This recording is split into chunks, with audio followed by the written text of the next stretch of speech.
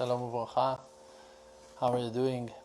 Happy to have this wonderful blessing of the Creator that gave us all this wonderful modern equipment that we're using to distribute the light of His wisdom, of His will on social media to thousands and soon hundreds of thousands and then millions and billions of people to enjoy the light. Think about this great opportunity. A person can have some thoughts in his house and immediately he can share it, he can send it, he can write a text to a friend in a different country.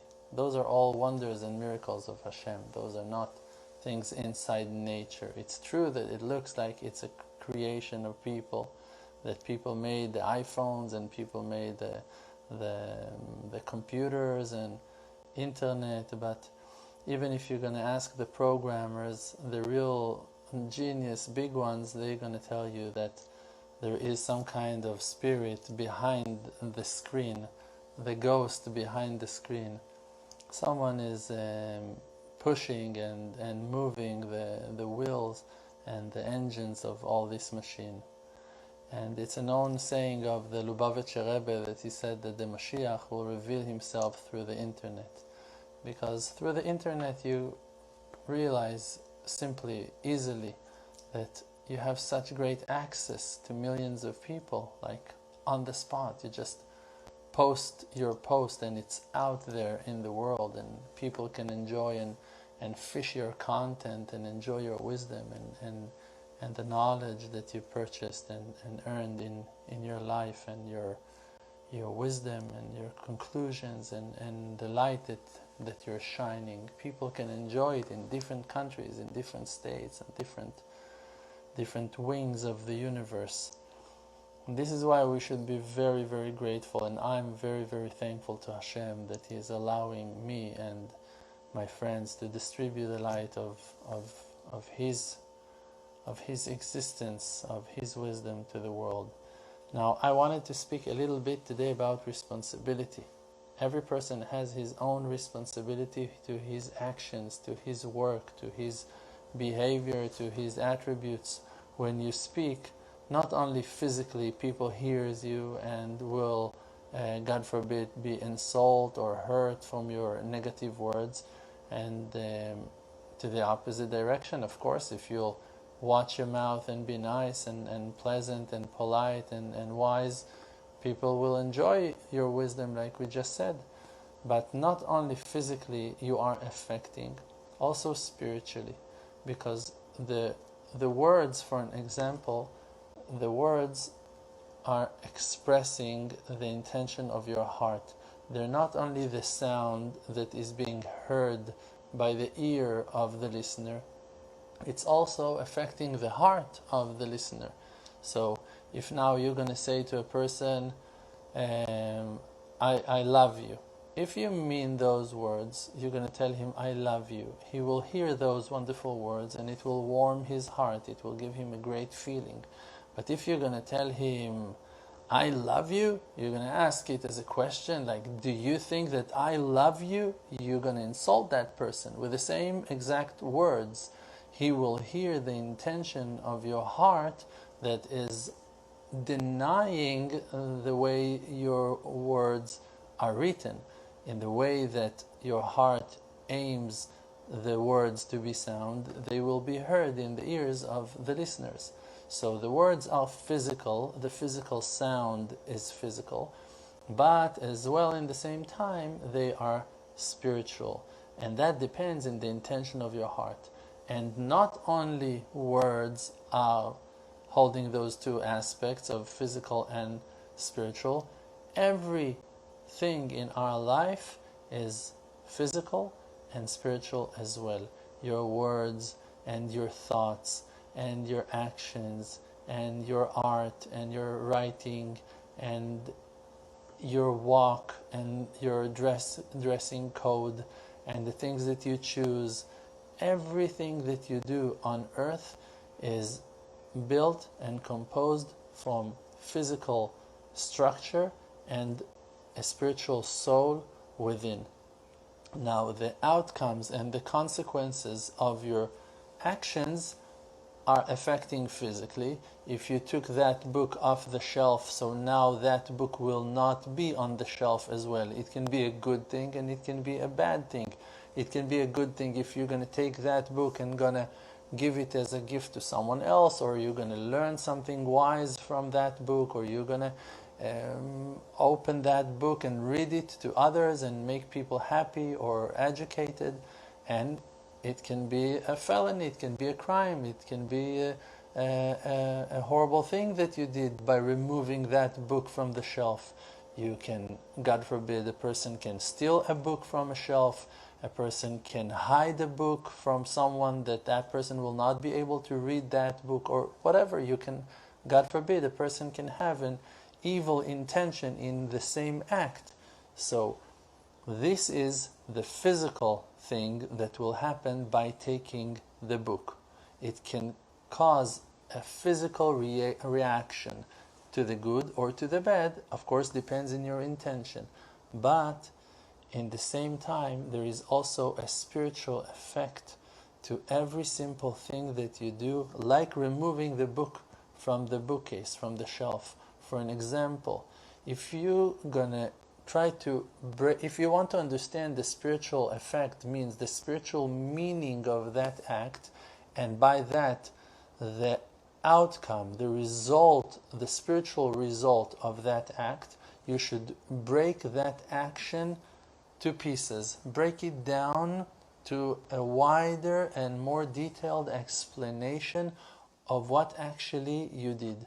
And if you're going to do that, in that time you will understand what actually you did spiritually. So if you removed a book, for an example, if you removed a book from the shelf, now, if let's say that book is a good book and you had a bad intention, you decided to hide that book from the next reader. You didn't want him to read that book, but that book is a good book and you were just acting evil. I'm bringing now a very simple example, but it can get much more complex. But if you're going to break it down in that method, you will understand the real spiritual outcome of your actions in a more complex situation as well. But let's continue with this simple example. If you took now out from the shelf a good, nice book with an evil intention of hiding it from the next reader, someone that you didn't want him to enjoy that book, by doing that, you are affecting that person spiritually. How you're affecting him spiritually? Ask yourself, what was the content of that book? Let's say that book is a book of faith. Let's say that book is a positive book that is teaching and explaining methods and ways of how to connect yourself to God. Okay, simple book of faith. And now you took it off the shelf. What was the shelf's use? What was the purpose of that shelf? To offer that book among other books that are on it to readers, to potential readers, or to that person who owns that shelf. Okay, so that was an opportunity. The shelf was the opportunity to offer the goodness that the book itself contains, right? And you removed it. So now break it down. You cancelled, you removed the option of a potential reader. Now we should ask ourselves who he is. It's an innocent person, it's a nice person, it's a good person, it's a wise person, it's an educated person. Define the person, break down his name, his who he is for you, what he represents for you. Break it down to simple words, and then understand what you did.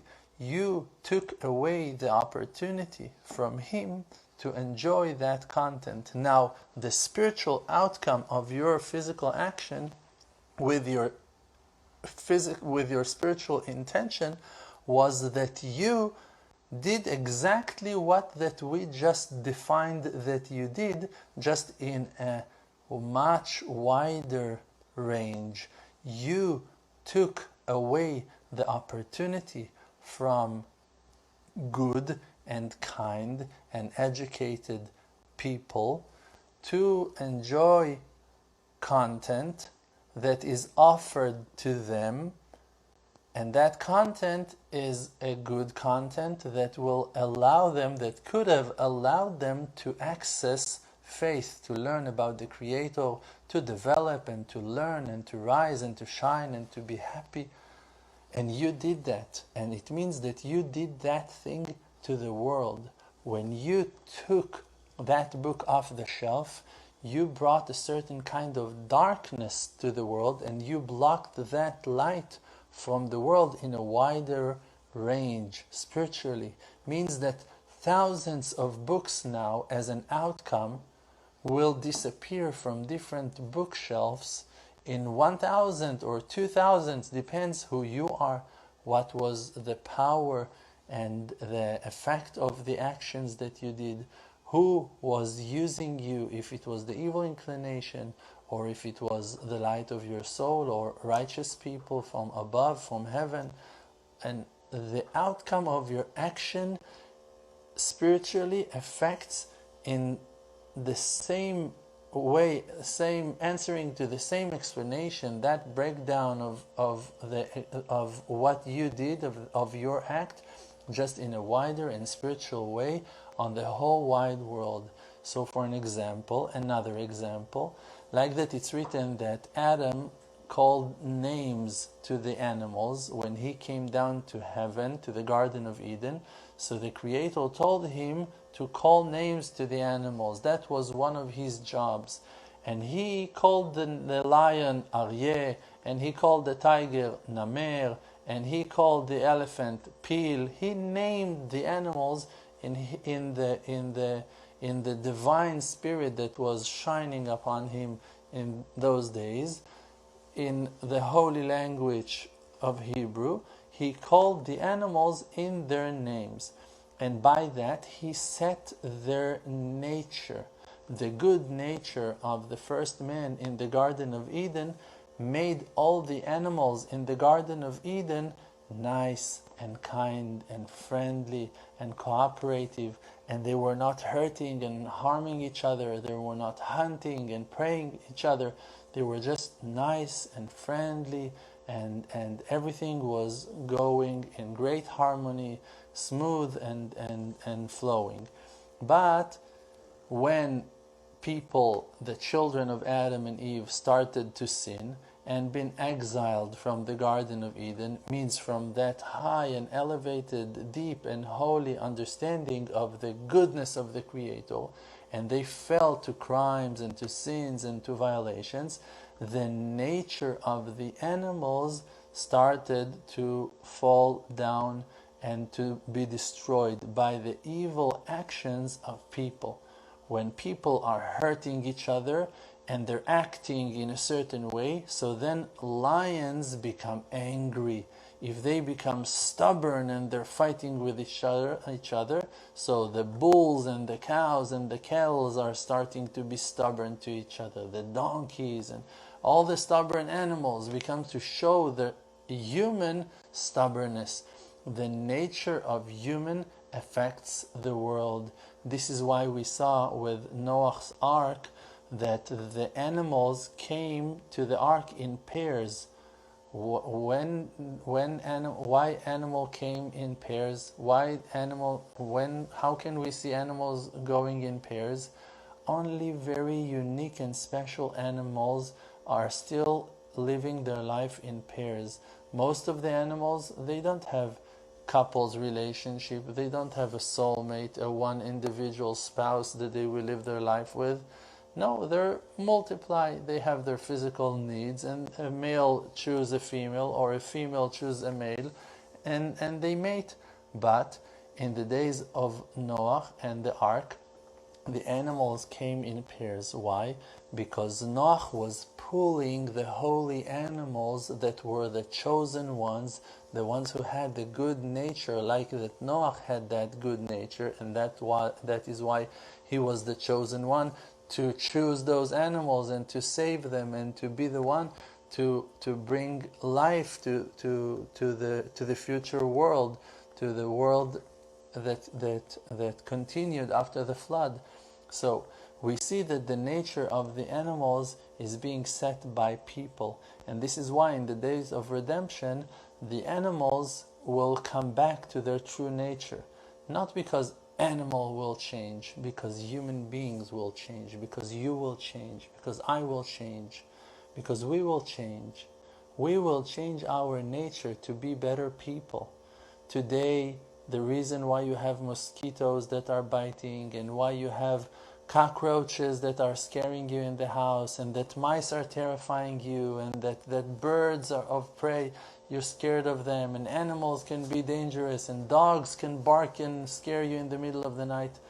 This is the outcome of our attributes, of our manners. This is why when you're angry on a person, you look at him and you say, oh, that's a dog, he's acting like a dog, or whatever.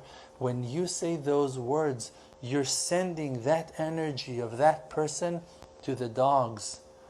You can look at people.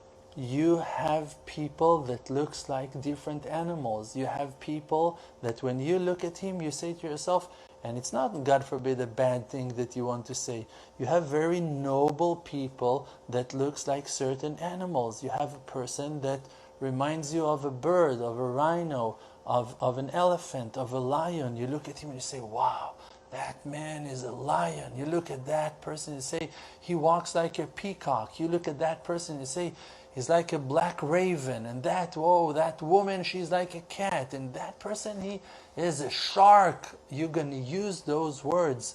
And those people are the branches to pass the energy of their being to that section of the world.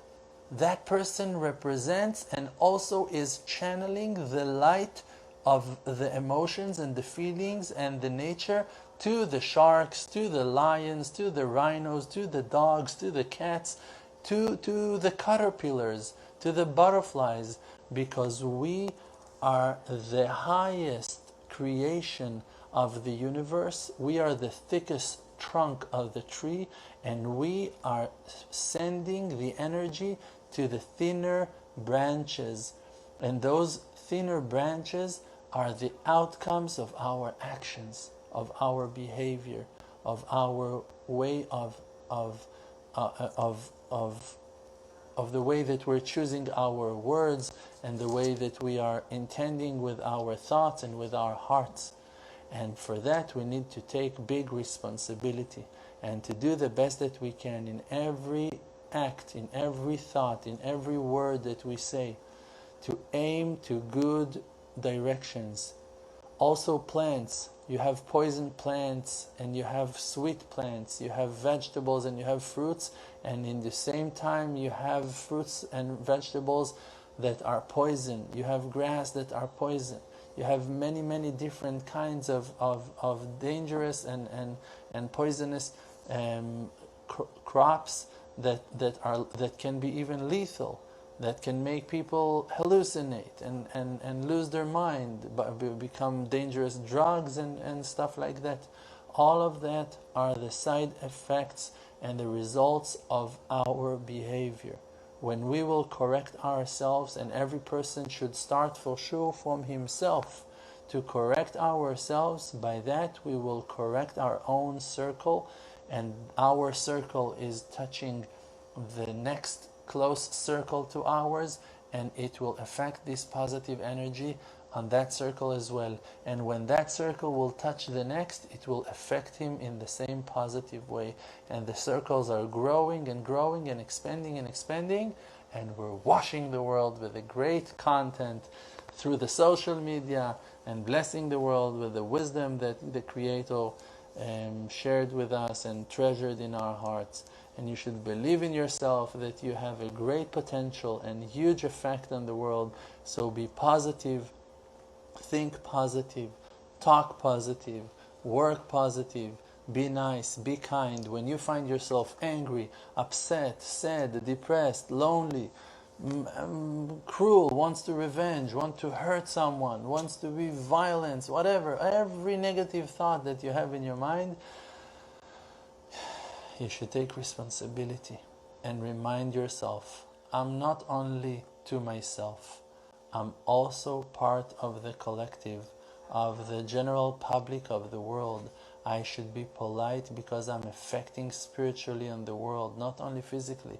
Even if I'm alone in my room, if I'm sinning, I'm affecting other people that are sitting now alone in their rooms because they are attached to me spiritually through inner channels that are connecting us and bonding us, because all this world is one unit. It's a system, it's a puzzle that is a reflection of the godly creation, of His shape, of His beauty, of His glory. And we should be super careful, respectful, and honorable, treating each other with dignity, with love, with appreciation, and all the good attributes.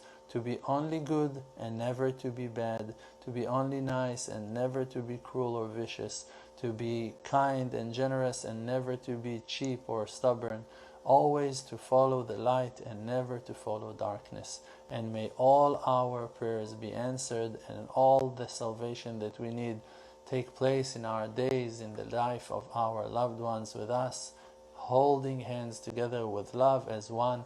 Amen. Ken Yehi Ratzon. Okay? Be well. שום דבר כבר לא יעצור אותי מלהגיע